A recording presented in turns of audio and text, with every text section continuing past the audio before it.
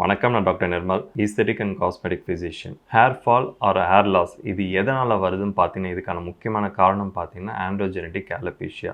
அதாவது ஹெரிடிட்டினால் hair loss ஆகும். Stress factor, nutrition deficiency, hormonal imbalance, female pattern hair loss, dandruff, seborrheic dermatitis, இந்த மாதிரியான பல ரீசன்ஸ் இருக்குது ஹேர் ஃபால் ஆகிறதுக்கு. பட் நீங்கள் எதனால் உங்களுக்கு ஹேர் ஃபால் ஆகுது நீங்கள் ஃபஸ்ட்டு ஐடென்டிஃபை பண்ணணும். உங்கள் ஃபேமிலி ஹிஸ்ட்ரியில் யாருக்காவது ஹேர் ஃபால் இருக்கா, இல்லைனா பால்னஸ் இருக்கா, அவங்க கூட பிறந்த யாருக்காவது அந்த மாதிரி உங்கள் கசின்ஸ்க்கு யாராக இருக்காதுன்னு ஃபஸ்ட் நீங்கள் ஐடென்டிஃபை பண்ணணும்.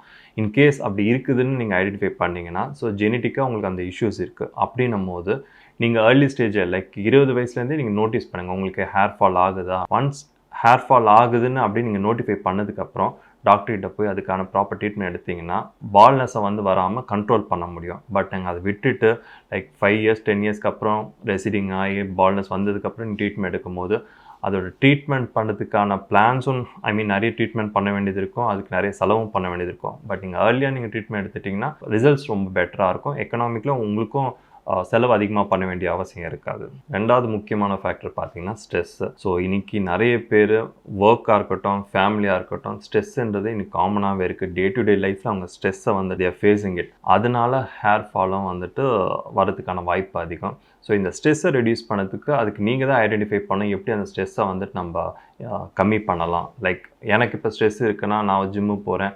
ஸோ அங்கே போன அந்த 1 ஹவரில் என்னோடய ஸ்ட்ரெஸ் லெவல் ரெடியூஸ் ஆகும். தென் என்னோடய இது நார்மல் பொசிஷனுக்கு வந்துடும். ஸ்ட்ரெஸ் லெவல் ரெடியூஸ் பண்ணால் தான் ஹேர் ஃபாலும் ரெடியூஸ் ஆகும். அடுத்து பார்த்தீங்கன்னா நியூட்ரிஷனல் டெஃபிஷியன்சி. நிறைய பேர் ப்ராப்பர் டயட் எடுக்கிறதில்ல. டயட்டுன்ற பேரில் நியூட்ரிஷன்ஸ் எல்லாமே கலந்துருக்க மாதிரியான ஃபுட்டும் சாப்பிடுறதில்ல. நிறைய நியூட்ரிஷனை ஸ்கிப் பண்ணிடுறாங்க. ஸோ இதனாலேயும் ஹேர் ஃபால் ஆகுது.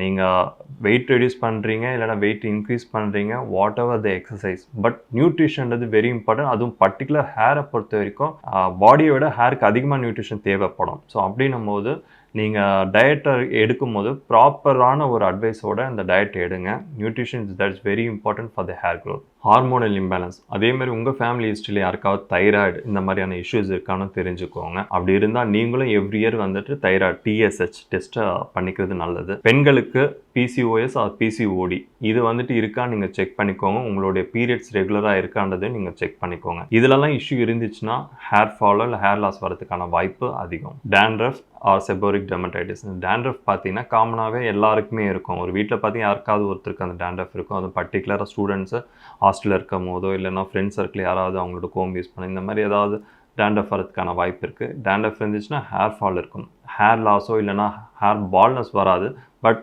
இதனால் ஹேர் லாஸ் வரதுக்கான வாய்ப்பு அதிகம். ஸோ டேண்ட்ரஃபை கண்ட்ரோல் பண்ணணும். ஸோ டேண்ட்ரஃபை கண்ட்ரோல் பண்ணதுக்கு நிறைய ஆன்டி டேண்ட்ரஃப் ஷாம்பூஸ் இருக்குது. லைக் கேட்டகனசோல் இந்த மாதிரியான ஷாம்பூஸ் எல்லாம் யூஸ் பண்ணலாம். நீங்கள் இந்த ஷாம்பு யூஸ் பண்ணுறது மட்டும் முக்கியம் கிடையாது. நீங்கள் என்னைக்கு அந்த டேண்ட்ரஃப் ஷாம்பூஸ் யூஸ் பண்ணுறீங்களோ அந்த டே அன்றைக்கி உங்கள் பில்லோ கவரையும் நீங்கள் சேஞ்ச் பண்ணுங்கள், பில்லோ கவரை வாஷ் பண்ணுங்கள். நீங்கள் அதை வாஷ் பண்ணாமல் வெறும் நீங்கள் அந்த டேயில் நீங்கள் ஆன்டி டேண்ட்ரஃப் ஷாம்பு எடுக்கிறீங்க, அகைன் நைட்டு அதே பில்லோவில் தூங்கும்போது திரும்பி டேண்ட்ரஃப் வரும். டேண்ட்ரஃபை நீங்கள் க்யூர் பண்ண முடியாது, பட் கண்ட்ரோல் பண்ணலாம். நீங்கள் ரெகுலரான ஹேர் கேர் பார்த்தீங்கன்னா கோகோனட் ஆயில், நிறைய பேர் கோகோனட் ஆயிலை நைட்டெல்லாம் அப்ளை பண்ணிட்டு மார்னிங் வாஷ் பண்ணுறது, பட் அப்படி தேவை கிடையாது. கோகோனட் ஆயில் நீங்கள் குளிக்க போகிறதுக்கு முன்னாடி ஒரு 1/2 hour அப்ளை பண்ணிவிட்டு அதுக்கப்புறம் நீங்கள் வாஷ் பண்ணிடலாம். நீங்கள் ஹோல் டே அப்ளை பண்ணுறதுனால அதனால் பெனிஃபிட்ஸ் இருக்குன்றது எந்த சயின்டிஃபிக் ரீசனும் கிடையாது. ஹேர் ப்ராடக்ட்ஸ் லைக் ஹேர் வேக்ஸாக இருக்கட்டும், ஹேர் ஸ்ப்ரே, மூஸ் இந்த மாதிரியான ப்ராடக்ட் யூஸ் பண்ணலாம். பட் நீங்கள் யூஸ் பண்ணிங்கன்னா வெரி நெக்ஸ்ட் டே அந்த வாஷ் பண்ணுங்கள், ஹேரை வாஷ் பண்ண, தட் இஸ் வெரி இம்பார்ட்டன்ட். ஏன்னா நீங்கள் அந்த ஹேர் ப்ராடக்ட்ஸ் மட்டும் இல்லை, நீங்கள் வெளியில் போகும்போது பொல்யூஷன், நேச்சுரலாக ஸ்கேல்பில் ப்ரொடியூஸ் ஆகிற அந்த சீபம் இது எல்லாமே வரும்போது டர்ட் ஆகும். அதை நீங்கள் எவ்ரிடே க்ளீன் பண்ண, that is very important. Hair straightening, colouring பொதுவாக இது பண்ணுறதுக்கு நான் அட்வைஸ் பண்ண மாட்டேன். பட் நீங்கள் அப்படி பண்ணுறீங்கன்னா ப்ராப்பரான ஒரு ட்ரீட்மெண்ட் எடுத்துக்கோங்க. ப்ராப்பரான ஒரு இன்க்ரீடியன்ட் இருக்க ஒரு சலூனாக பார்த்து நீங்கள் சூஸ் பண்ணுங்கள்.